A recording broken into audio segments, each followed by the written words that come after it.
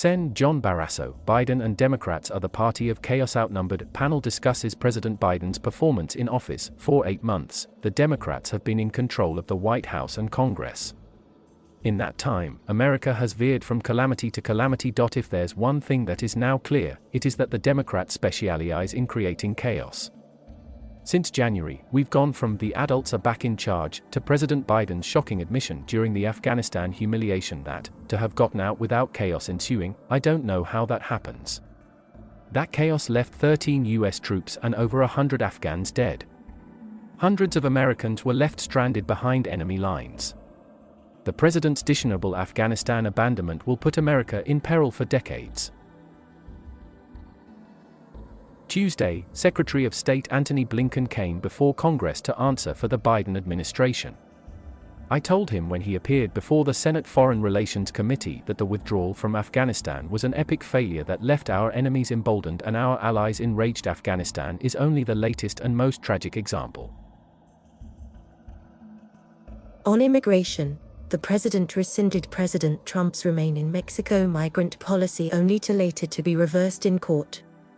The calm and secure southern border Biden inherited is now overrun with record numbers of illegal border crossings each month.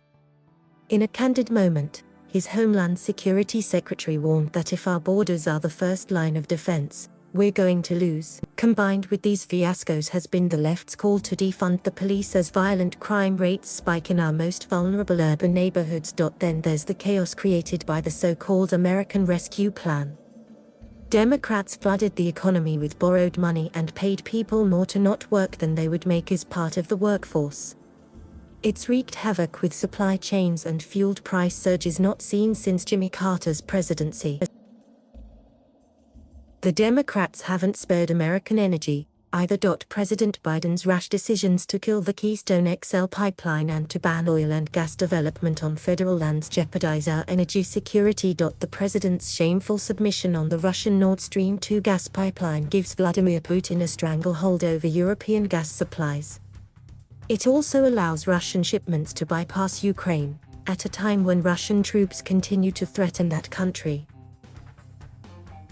Then there's the spectacle of the president's national security advisor imploring the OPEC and cartel, which counts Russia, Iran and Venezuela as members, to boost oil output and support competitive markets. Meanwhile, the administration is slowing or stopping the production of American fossil fuels.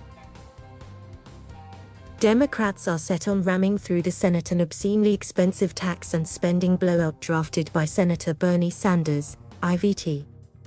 The measure would spend $5 trillion we don't have on a socialist wish list the voters don't believe is worth the cost to their pocketbooks and to the economy. The tax hikes included in the bill would be the largest in more than 50 years.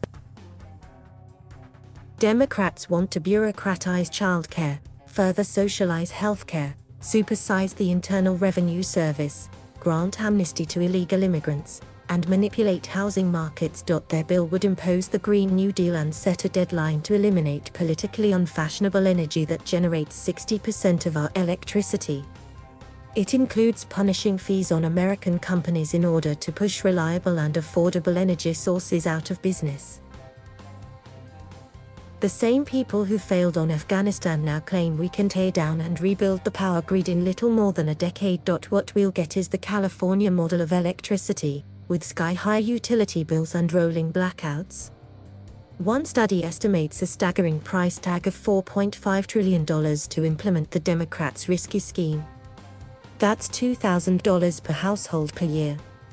Hardest hit will be the poor and those on fixed incomes. Affordable energy gives America's industries an edge over foreign competitors. The Democrats' plan will surrender that competitive advantage, and they know it. That's why they are planning a carbon border tax on imports so industry won't flee the country. That would simply invite retaliation and spark a chaotic trade war.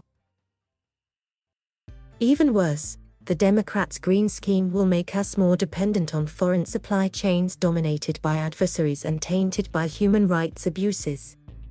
China, for example, controls production of about 60% of the rare earth minerals and 80% of solar panel production. It's become the OPEC of renewable and battery materials.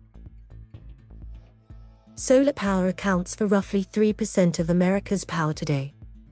The Biden administration wants that number to be 40% by the year 2035.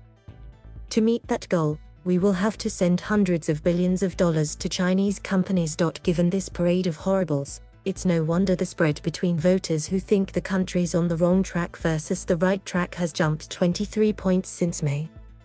It will continue climbing with Biden's tax hikes, enormous spending and callous disregard for our national security. The country simply cannot afford any more from an administration that reckless, extreme and dangerous. Republican John Barrasso, MD, represents Wyoming in the United States Senate. Thank you for watching. Please subscribe